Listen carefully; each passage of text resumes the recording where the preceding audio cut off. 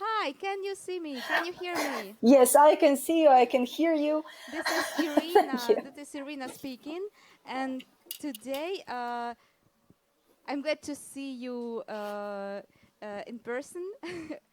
I'm So, glad to see you too. thank you. And we're starting the presentation, your speech. And Julia, you can come here and say hello too for the beginning. Yes, just camera is over here. Yes, and so. As far as I know, Anna, you are starting here, and Julia will continue the presentation. So the mic is yours. Thank you, everyone, for listening to me. I'm wearing those sunglasses to have a bit of the summer vibe that you have at the campsite, and I'm really envious because I really wanted to go, but because of the COVID restrictions, I wasn't sure if I would be allowed to. So hopefully next year. Anyways, let's jump straight into my presentation because we don't really have that much time. So I called it Fight, Flight, or, well, read the last word for yourself. Productivity pitfalls for the ambitious. So basically, what me and Julia are going to talk about is productivity and time management, but I will take the liberty of taking a bit of a different stance that what you might be used to, because I will be talking about productivity that is actually not very productive. But first of all, a few words about me. So I do a lot of things in my life. I wanted to say in my free time, because I'm mostly a freelancer, but actually I'm a conference organizer. I organize one of the biggest conferences in Europe for the translation industry. I am a PM, a project manager in a boutique translation agency. I'm also a freelance translator, a teacher of English, and an academic lecturer. So as you can see, there's quite a lot of things that I do in my life. So I had to streamline my time management processes to some extent. Also, in my free time, I do climbing, running, and I also enjoy watching cat pictures on Instagram. I hope that I will find some like-minded people at the camp. Anyways, I have an exercise for you. This is going to take us 2 minutes. And I wanted to ask you, what is productivity? So some more questions that might help you is, how do you know that you've been productive on a given day? Can you plan your productivity? And what does your productivity depend on? So now I'm going to give you 1 or 2 minutes. If anybody wants to speak, then please ask the organizers for the Okay. microphone, probably. Okay, Thank Anna, you. we are giving Um, some time, and I will give the words to our audience. So be prepared. sure, perfect. So maybe somebody wants to speak already. Yes, Maybe somebody yes, has some we ideas. have some ideas. Okay, so please, Hello. because the thing is, I can't see you right now because I'm looking at my presentation. Okay. Yeah. So definitely productivity is when you do things that you've planned to do before, and especially during this day, if you've planned to do at least one thing but you've done it, so yeah, you can be productive in this case. Even if this is a little thing, it's better to do even a little thing that you've planned ahead than not to do anything at all. Okay, yeah, that's a great point. Uh-huh. Any ideas, guys? Hi. I would say that productivity is A, when you do whatever you have planned, and B, you don't feel like you are burned out, and you still want to come back doing it tomorrow and the day after Yes, tomorrow and later in life. definitely. Uh-huh. Yeah. Any other Some, ideas? yes, other ideas, guys. Hands in the air. Um, I want to tell about this thing of which my productivity depends. Oh, Mm-hmm. okay. My productivity depends of have I slept well? Am I hungry? And Mm-hmm. I think of my common mood.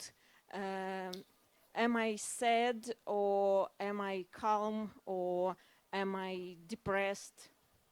All these things. Mm-hmm. Yeah, definitely. Uh-huh. Do we have any Of other? my physical conditions, I think. Yeah, yeah, that's very important. Uh-huh. Thank you. Thank you. And we don't have any more ideas for now.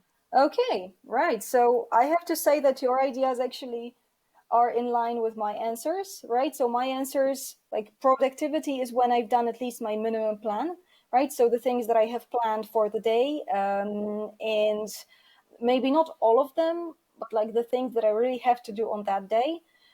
Another point is that I'm not that tired. So somebody here said that I want to come back to do the same thing tomorrow. So it's pretty important, right? Not to get burnt out. And it depends on, first of all, in my case, it depends on how hard I was working the day before. Because if I was working my head off, then probably I wouldn't be very productive the next day. Two more factors is how much I've eaten and how much I've slept. So I'm much more productive if I slept, soundly for the whole night. And as far as planning is concerned, I can only plan it to some extent, right? So there is a law, like it's a kind of a joke, but actually not really. It's called Parkinson's law. And Parkinson's law says that the task that you are allocating some time to is going to take you the time that you have allocated to it. So for example, if I need to invoice my clients and I allocate 10 minutes to it, it's going to take me 10 minutes.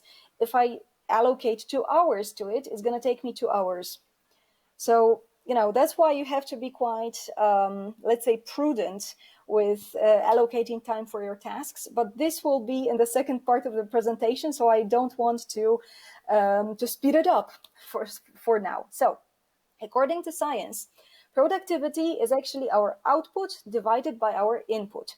So our output in our case would be the money that you earn, the position that you have in society, in the company, in the hierarchy, the growth of your business maybe, what kind of clients you have, if you have food to put on your plate, maybe some prestige, some useful contacts, and so on.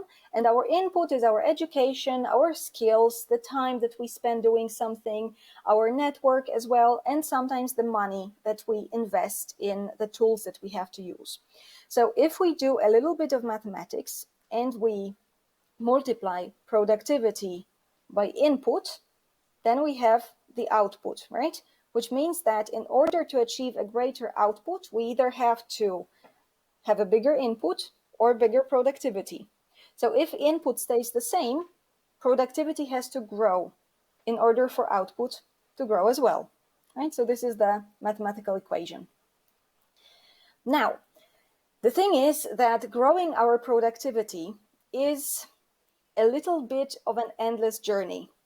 There are two terms that were coined. The first one was coined by Nate Liazon, and he coined the term struggle porn. So struggle porn is a masochistic obsession with pushing yourself harder, listening to people tell you to work harder, and broadcasting how hard you're working. So basically, this is how we usually understand, being productive, that you're working, your head off day in, day out, and also you're bragging about it, right? There is like, oh, I'm just hustling all the time and so on, right? I work 10 jobs. Well, guilty here, but you know what I mean. It's like it's about documenting your your endless productivity on social media mainly. And crunch culture is another term that was coined in connection with this endless productivity. So crunch culture is basically, I would say, a civilizational disease that mostly touches creatives. The struggle is part of your creative process. So basically, if you want to create something, for example, a very good translation or a novel or a musical piece or maybe a picture, then you have to suffer, right? There has to be a struggle. If it comes to you easily, it means that you haven't put in enough effort, right? And you do all that in the hopes that the results of your work will make this whole struggle worth it. So as you can see, these two are quite dangerous pitfalls of this struggle for bigger productivity. And as far as, these two are concerned, you might think that they actually come from the era of social media. But actually, they don't. As you can see, here are three quotes from different people. The first one is attributed to Confucius, the Chinese wise man. He apparently, allegedly said, choose a job you love and you will never have to work a day in your life. And this is kind of, well, I would say that it's not true, because even if you love your job, then, well, there are days when you hate it. And there are things that you have to do that you might not really want to do. Like, for example, I absolutely hate invoicing my clients, but I know I have to do it, right? And when I am invoicing them, then, oh boy, you can believe me that I am working more than one day in my life. So I really don't like that part. Another quote that people sometimes put up on social media is, by working hard, you get to play hard guilt-free. So as you can imagine, this comes from, well, I'm not sure who said it, because all these quotes are only, attributed to some people. But of course, probably right now you can imagine why you don't need to work hard in order to play hard, right? You don't have to earn it. You don't have to earn your play. And you don't have to feel guilty about, taking time off and not indulging in this rat race of productivity. The third quote is attributed to Elon Musk, and he apparently said, no matter how hard you work, someone else is working harder, which of course is only giving momentum to this, struggle porn and crunch culture. So it's kind of forces you to compare yourself and your struggles to other people's, which is, a way to nowhere, because you don't know where they started from. You don't know the price that they are paying for their work, for their productivity, and so on and so forth. Now, another question to the audience: why do we fall victim to crunch culture? So just as a reminder, crunch culture is this, as I called it, civilizational disease that mostly touches creatives, and it says that in order for the results of our work to be worth the struggle, we really have to push ourselves to the limits. So why do you think we fall victim to it? What are our personality traits? What are our maybe cognitive misunderstandings that cause us to fall victim to the crunch culture? Does anybody have any ideas?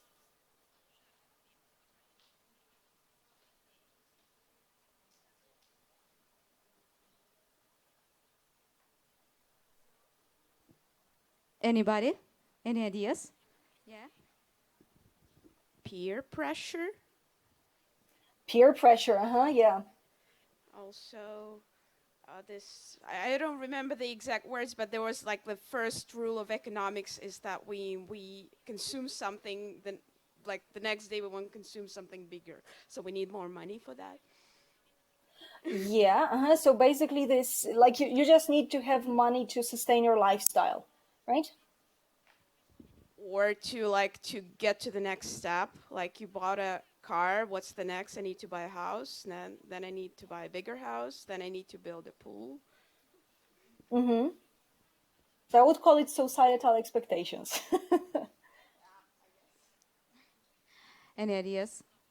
More? Guys, it's actually the last speech before the dinner. So That's, everybody is already, at the dinner, right? At the cocktails. yeah. Okay, right. So I'm let's just go going to on. give you Yeah. some. Uh, do we have anybody from the audience who wants to speak? No, actually no.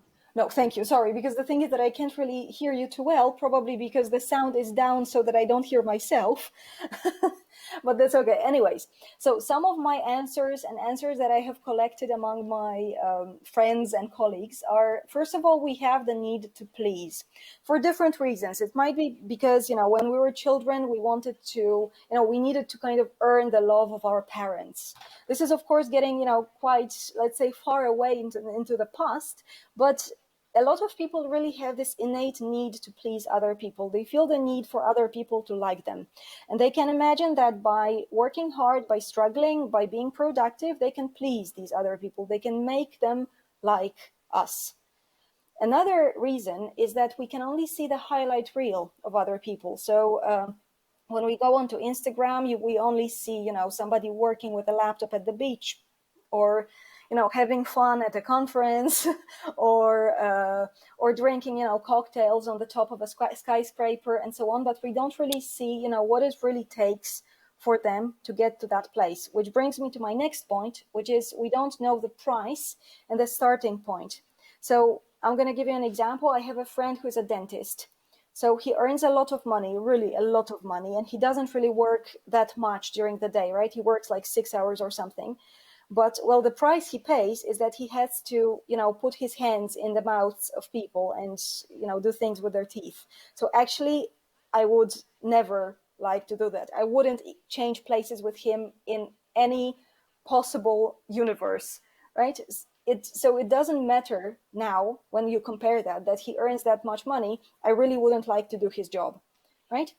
You also don't know the starting point of some people. So for example, if you think about the Kardashian sisters, so self-made millionaires and so on, yeah, but we kind of ignore the fact that they inherited quite a lot of money from their parents, or were just given the money from their parents, right? So we don't really know what kind of starting point the person we're following on Instagram, who is so productive, what kind of starting point that they might have, right?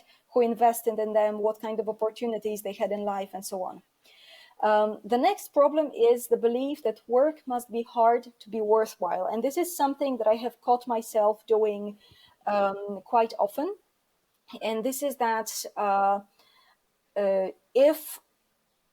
if I want my work to count, in the society, it has to be hard. And this is actually not true. It's okay to enjoy your work. It's also okay not to enjoy it, right? But it's like, I think life is a bit too short to do things you don't enjoy. So, just go for something that you like. Of course, there might be days, as I said before, that when your work is not really, a bed of roses. But generally, it's like, you can enjoy it, and it doesn't have to be hard, right? Another idea that some people often give into is in something I call endurance training. So basically, I'm going to work hard just for like a month more, 2 months more, 3 months more, and then I'm going to, go on a holiday. And actually, it never ends, because you get into this, vicious circle of like people expecting things of you, people expecting you to be productive, you yourself expecting yourself to be productive, and then this holiday that you have been, putting off more and more, it doesn't really happen. And the last point, and this has been pointed out by so many people, is our inability to say no. So basically, it's connected with a need to please, right? So you are afraid that if you say no to a project, or if you say no to a client, then they won't come back to give you more work, which is, well, you have to answer to yourself the question whether you can really live like that. And if you are wondering how to say no politely, then maybe Phoebe from Friends can come here as a bit of help, because in one of the episodes she said, "Oh, I would love to, but I don't want to." So this is one way of politely saying no. Now, I have 3 minutes left, so I'm just gonna, be fast. Now, how to get over crunching? We have already established why we get into crunch culture, and now how to get out of it. So one thing that my psychotherapist said to me at some point was that the only two things that you have to do in life is pay taxes and die. Everything else in your life is a choice. It's not something you have to do. Of course, any choice that you make, whether it's, should I take this job? Or should I maybe just, flip my desk and say my boss, sayonara, see you never again? All these choices are going to have consequences, right? And now, how you react to the consequences is also a choice. Here, a good idea is to ask, what's the worst thing that might happen if I say no, for example, to the new job that my client wants to push on me, right? Well, if I say no, then the last thing, the worst thing that can happen is that I won't get any more jobs from this client. But do I really want to get jobs from a client that pushes me to do more and more and to be endlessly productive?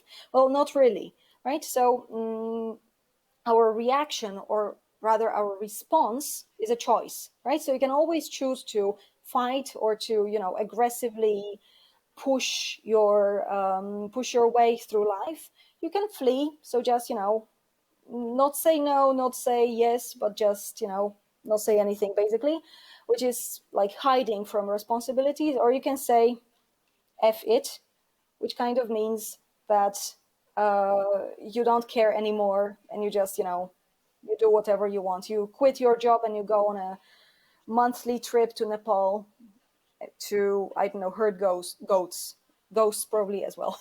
But yeah, so you have those three choices, right? And now, well, an example of the choices that we can make and the how to say that, catastrophic ideas that can get into our heads when we think about, you know, the worst case scenarios, is that, well, losing your pen can lead to your death. So when you lose your pen, you don't have a pen, you can't take any notes, which means you can't study, you won't get a diploma. Without a diploma, you won't get any work. If you don't work, you don't get money. If you don't get money, you can buy food. If you can buy food, then you use your health and then you die.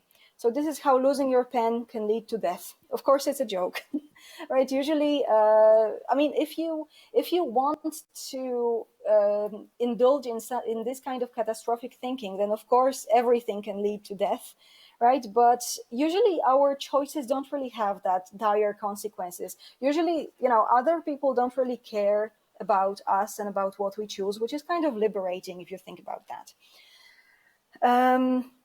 So now I wanted to do another exercise for you, but I will soon have to leave the floor for my co-speaker. So let's just do it together. Here you have some things that you can control and some things that you can't control. So basically the things that you can control is something that you can change. And the things that are out of your control are things to which you should say F it, because you can't really control these. So basically now, can we control the weather? No, we can't. This is out of our control, right? So you shouldn't really, you know, get mad that the weather is bad. I mean, of course, you have the right to, but like, you know, this is something out of your control. F it, right? Can you control the past? No. No, you can't, right? It's already behind you. So this is another thing that that might influence your productivity in this case, but it's out of your control. So you shouldn't let it, right? Now, other people's actions, out of our control.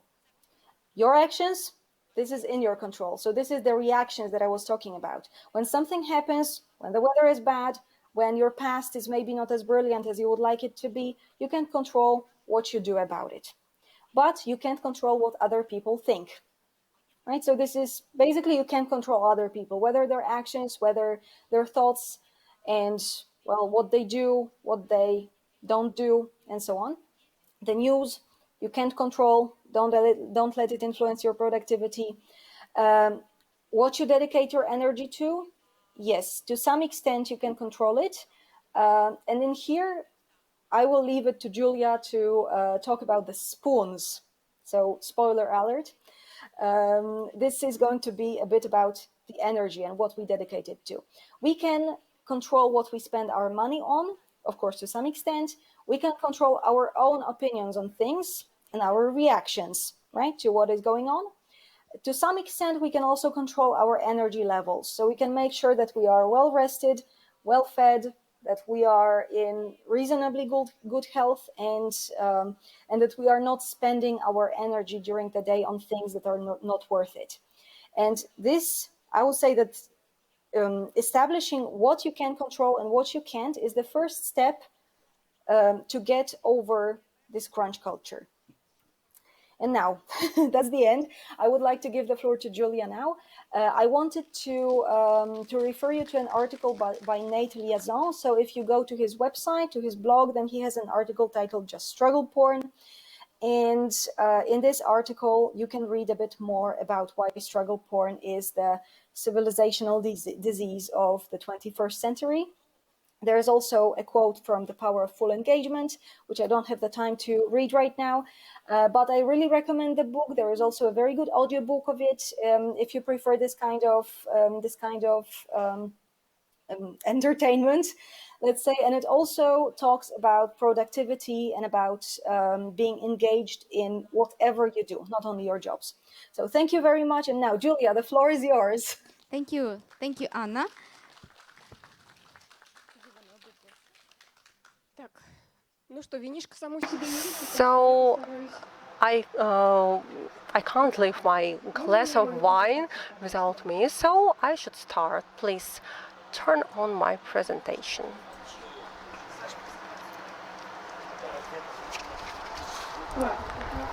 Okay, as we are waiting.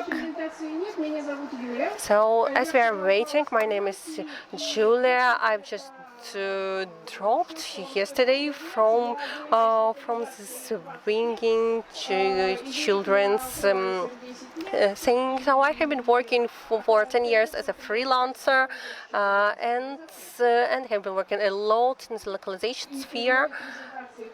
And so, as we are waiting for my presentation, I would like to call the name of my presentation, and it's called Spoon Management for Freelancers, but not only for them. So, okay, we are waiting a little bit more. We have 7 baseline principles of spoon management. Why spoon management, not time management? I'm going to tell you a bit later, as soon as we have our presentation. We need just a minute. Some technical issues. Julia, if you don't mind, there was a question to the previous speaker.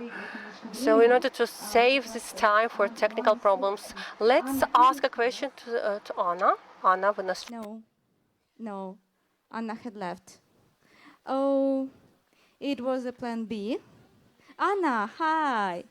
Hi, we have some questions to you. Unexpected. So, one question. Hi, my name is Alex, and what you were saying about time management and energy management really resonated with me. I'm an interpreter, and I love this job. This is exactly the love story from that saying. You know, if you enjoy doing make something you love your job, and you won't have to work a day in your life. And you're right in saying that this is wrong. You won't have to work, but. By the way, paying taxes is no longer mandatory if you're Amazon or Google. Those guys don't pay taxes, but don't tell it. At some point it is not, right? Yeah. So I would compare, you said crunch as kind of a bad word that wears you out. So I was thinking, what's the other word that makes you do this thing that you enjoy? And the word that came to the binge. You know, you crunch when you work hard, something you don't enjoy much. So compared to carrot juice, you want carrot juice. This is your vacation or the salary you get in a job you don't love. So you're crunching the juice in order to get to the juice. But the job that you love is you love both. Or even the very process of crunching is so enjoyable that you don't care about the juice. Which is, well, in harmony you should do both. But my question is, because I know I did. What I did is binge things that I do for my job. I have to crunch sometimes, and it's not enjoyable all the time. But if you binged, if you invested, because binge it kind of takes your energy, and you're not depleted. You are invigorated. You know, when you binge, like, oh, this is great. So I did binge interpretation, guilty, and translation, the written, and that's. Because that's why I'm doing it. So have you binged, do you binge your job? Or is there something creative or productive? Because usually it's in the consumption sense. We say, I binge watch something, or I binge read something. But this is something that you do actively. Have you or anyone enjoyed your work so much that you binged on it and then, ooh, this is too much? Yeah, I mean, I have guilty. There's a guy who binges in voices. Let's collaborate on that.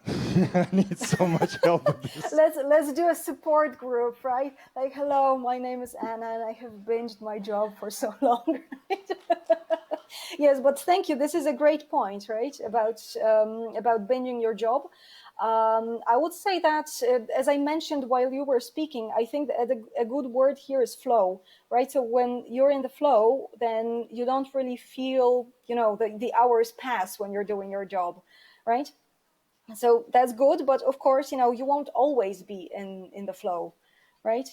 And as you mentioned, crunch is kind of like a, let's say, bad word. Like it implies this struggle, right? So I think that binging, and I mean, binging is like ultimately bad for you because it comes from binge drinking, right? But I would say that, yeah, you've got a point here. I need to, make a mental note and incorporate it to my next presentation.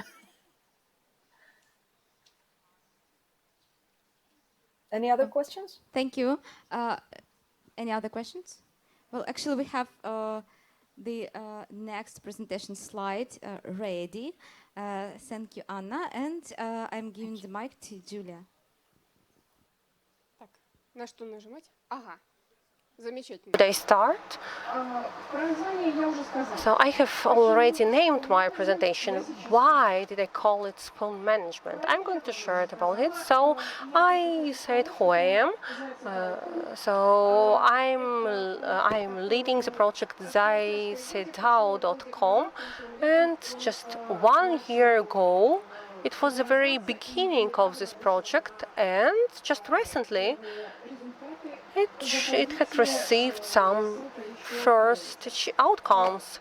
And on the next slides, you will see the link to this project. Please go there, visit it, and read it. Why is it spoon management? If you have a chance, please scan this QR code, and that's a link to the website of a wonderful woman, Christine Miserandina. Maybe you have heard about it, about this spoon theory. Great. So Christine Miserandino has very severe autoimmune disease, and her spoon theory was an answer to a question of her friend. And the question is the following: how actually is it possible how to live with such a low level of energy when you all the time struggles against the severe disease? And she provided to her friend 12 different spoons. And just imagine that all those 12 spoons is the whole your energy for the whole day. So the spoons became a metaphor of energy nature. So when Christine needs a spoon in order to just get from her bed, in order to get dressed, she needs another spoon. When in order to have breakfast, she needs spoon. In order to get home or to get to work, she needs spoon. And we need it also. Very often she needs to choose either to have a breakfast or to have a makeup. As healthy people, we have more spoons than Christine has. For example, not 12, but 50 spoons. But that's why sometimes losing 1 or 2 spoons, we could just ignore it. But the mechanism is the same. All our actions are equal to spoons. We just waste them, we just lose them. And actually, a part of time, because we can't control time, of course, it would be great if we could save time on the daily basis, and then we could have a 30-hour Sunday. But it's impossible. But we could control on what we just spend our spoons. That's why we are going to speak about how to save our spoons and what is not worth of spending our spoons. So if we are not the owners of our business, then very often major part of our time and major part of our spoons we spend not on the projects but on the activities. It means that we have projects that which lead us further, which move us forward. And we invest there around 20% of our spoons and receive 80% of our outcomes. How the project looks like? So we dig, we work and work and work, we receive those results, we just submit those projects, everyone is happy, everyone goes drinking. How activities look like? Activities is the constant process because projects are clearly oriented on the specific outcomes. For example, if you work with different project managers, you know something about SMART criteria, but it doesn't suit the activities. Because if we could see some dirt, we just sweep it and we have clear floor. Then people come, the floor becomes dirty again. It's normal, that's a process, and we need to sweep it again. Activities is a process of supporting a specific status of mind on a normal level. For example, my health is normal, my family is in well-being, I work and I have enough money on some daily things. All those are our activities. I don't know how much time I have, but I'm going to share with you, or no, I'm not going to share. So, does everyone understand the difference between projects and activities? Okay, great. Let's go further. As activities spend around 80% of our spoons and provides us only with 20% of our outcomes, it's clear then that we should save our spoons first of all in the sphere of activities. So the principle number one, just set the norm.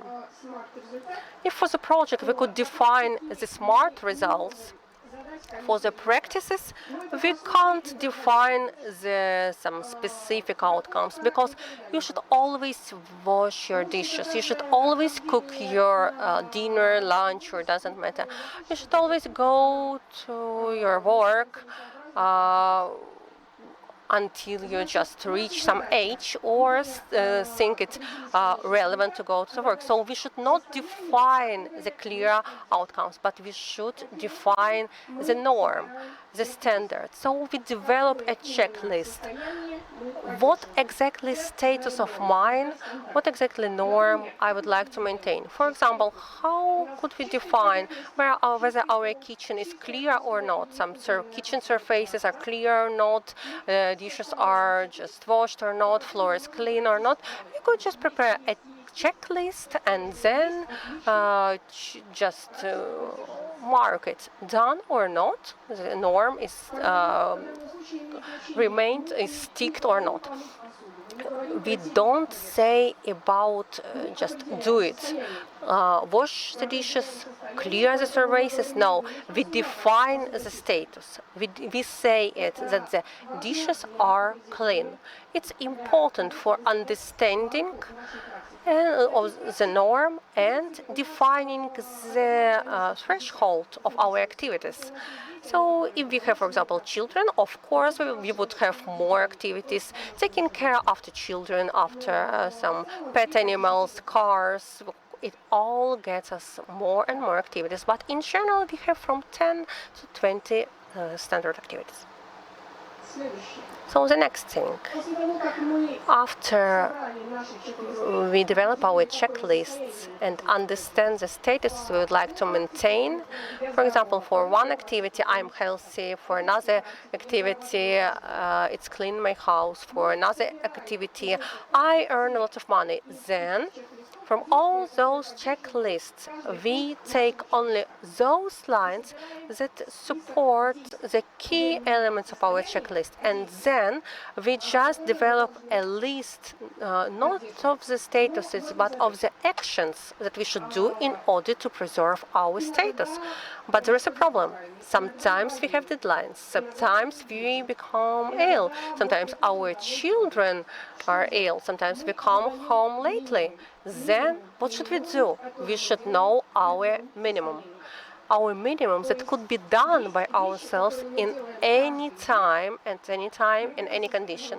Those things that we do in a regular mode on the everyday basis. For example, every day our our dishes are clean. If I have a headache, if I'm over my deadlines, and I'm not going to wash my dishes. No, I would wash only one plate, would eat from it, and that's all. But that's minimum. That's the minimum threshold below which I'm not going just to go down. Because if I go below this threshold, this minimum threshold, then it would be very difficult for me to go further, to overcome this minimum. Then I will need to use, for example, big cleaning up services in order to clean my houses, and it would cost me much more than just standard cleaning. That's our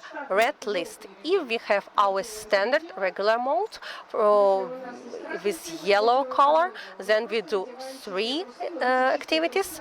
If we have a red list, we do only one activity. For example, we just have our new, we are dressing something new, and then if for example, we have some underpants, new underpants, clear underpants, and that's important thing, and it should be done for at any time on the daily basis. And then the principle number 3, choose your time. Just if we do something on the daily basis, it doesn't matter what exactly. For example, we play some computer games, we have a small talk with our friends, we communicate with our children, we just go for the walk with our pets. What Yulia Nazarenko has said, for example, on a daily basis, 30 minutes we spend for searching an assignment, for searching a job. We do it on a daily basis, we make it, we include it into the list. Everything that we do on a daily basis, we should include into this list. That's just a small comment that our time is over, but as we were a little bit late, I could think that we could add you 5 more minutes. Okay, then I will try to speed up. It's really interesting to listen to a presentation, but unfortunately I'm pressed for time. So this principle, I think that all of you know about this principle. There is place for and time for everything, and everything in its time. And it's important to have a similar one when it comes to time, not only to the place. When we have a certain task, then we need to allocate time to complete it. Otherwise, you're not going to do it. Yeah, let's move on. So we take this repetitive action and we put it in this so-called basket with repetitive practices. And there are 2 profits that we gain. The first one being when we have this list of those repetitive routine practices, it means that we can just use one fell swoop and to complete it. So it does not mean that we need for each practice need to do something. We just do it at the same time, like one fell swoop. And this helps us to save these spoons. And another profit, what is another profit? We do not waste our cognitive energy worrying about some scrap of paper being placed somewhere where we do not want to see it when we have a certain block for the entire day and we know that there will be this time allocated for that paper to be placed somewhere, and if it's not there, it means that we really need to react quick to pick it up, to see what is there and to place it somewhere. But if you have this cleaning block, this everyday cleaning of our place, and we say, okay, let this scrap of paper stay there. In the evening I will pick it up, and then another day I will just take it, the stack of papers, and will put this scrap of paper to the stack of papers where it should belong. And this really helps us to make a certain pattern, because we shape blocks, and then it is easier for us to complete our practices or tasks, and it really helps us to form a certain pattern of the day, a certain schedule, if we prefer this term. So it means that on the basis of your practices, you work out a certain pattern. Whatever you see in green, this is the basis, the backbone of our day. And after that, when we have those slots between green blocks, we can add the information about some planned practices, the planned practices for our projects, those which are not repeated, like one-time action. And those which are repetitive, the practices, they are attached to a certain trigger or time, or for example, I do it each day after dinner. I do this, this, and that. It really helps us to save the spoons, to save our cognitive or mental energy. And probably I should stop here because I know that we've run out of time already. The fifth one, the key part, the key objective of time management is this one, something that you can see on the slide. When you have the assignments that you need to do only once, they should belong to some list, and in its turn you need to close this list. It's very important to protect our closed list. We do not add a single thing there. Please never do something that you can do tomorrow. Otherwise, we'll be just doing something that we need to do tomorrow all the time, but what we actually plan to do today will be left there incomplete. The list for the current day, our day plan, wording matters again. We do not talk about clean surfaces or results or outputs. We talk about doing some action which gives us the result, but there are no guarantees, of course. We do not say that it's important for us to make an appointment with Mr. Ivanov. We say we need to make a call to Mr. Ivanov because maybe he's not even there. Or, well, maybe the tax office has a banking day today. We need to make a call first, and then if they don't work, then, well, we just take a note of that and we postpone it. We add it to another list for the day when the tax office is working. To protect our closed lists, we need to filter our inbox. When we have a certain plan and there is a colleague who approaches us and starts complaining about their life, that everything is a disaster, and we just say, just wait a second, and we do not try really to explain how urgent his or her task is and whether we can really leave that person with their own business. The easiest way out is, well, actually, if this is part of your job, then what should you do? You really need to take a decision. If we work, we understand that the office is on fire. We know that we really need to react fast. But if it's Elon Musk calling us, you've got 5 minutes to decide whether you want to be on my team or not. Well, most likely our reaction will be very quick. But the rest of the cases, if it's not the fire or Elon Musk or a child who spilled some oil on itself, then we need to write down this task to make sure that it's there, it's fixed, recorded, and then we decide what to do with that.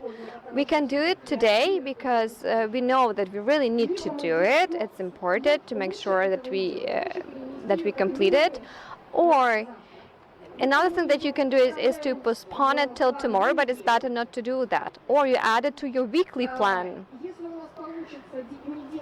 Then if it's possible for us to do without it during the next week, then we add it to another list, the list of the practices or things which are not urgent, and there's also another list. And I can tell you more about that if you approach me personally, because we are really pressed for time. We talked about this GTD. Yulia Nazarenko has mentioned this system. And, that's the way to call this drawer then. At some point, someday, probably.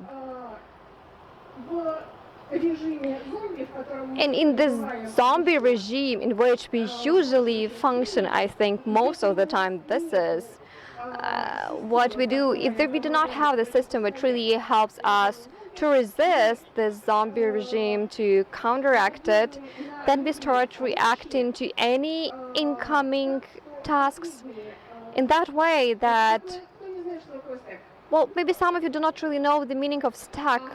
Do we have people who do not really understand what it is a pile of something. The last thing that landed there, you pick it up first. So the very last task seems to be the most important to us, and we react to it urgently. That's the first thing that we do. We go to the kitchen to have a cup of tea, and my mom from another room is asking, just deal with the dishwasher, and then you get back, I deal with the dishwater, and I sit at the table, I'm just thinking, oh, I just wanted to have a cup of tea. This is what I plan to do. This is stack thinking. And this filter exercise helps us to deal with this text thinking. Remember this thing? If it's not Elon Musk, if it's not the fire, write it down, and then you think rigorously where do you put it, in what list. And the last one. I know it's complicated, it's hard, it seems to be very easy, but these are skills, and those skills can be trained.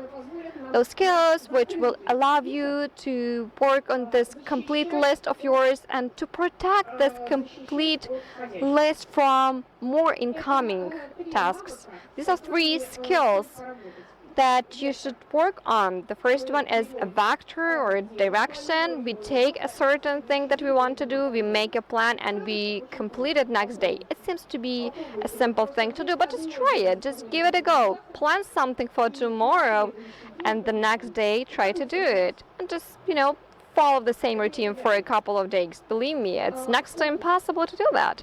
Another one is focus. And I think that many of you know about Pomodoro method or technique. This is exactly what I mean. Just take those 15 minutes and work for those 15 minutes without any distraction. Yeah, I know it sounds very trivial, but you need to work on that. So you set the time, you start working, you finish. And filter is another one. This is something that I've just mentioned. If there is any distraction, just say 1 sec. And if it's not a bomb or something of that kind, we take it down and we make our decision on the basis of that. Or Elon Musk, yes, you're right to pinpoint that, absolutely. This image, you can take a picture of this for you to remember better what I've been explaining.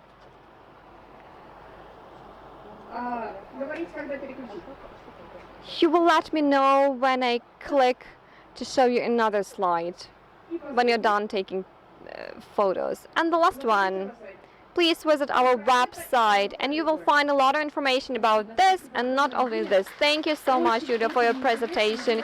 It's been very interesting and you're a great speaker, and I'm really sorry that we didn't really have that much time, that we had some changes in our agenda, and that would be really great for us to catch up on this topic and we really know whom to call in planning our next presentations. And I think it would be great for you to have a YouTube channel, because you're such a great speaker, an amazing speaker. I really enjoyed your presentation. What about the rest of you? Do you say yes to that? Yes, we do.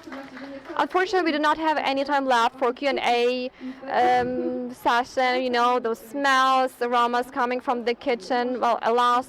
But if you have any questions, just use the possibility of this live networking. You can address personally and just ask what you want to ask. If it's complicated for you, use email, YouTube.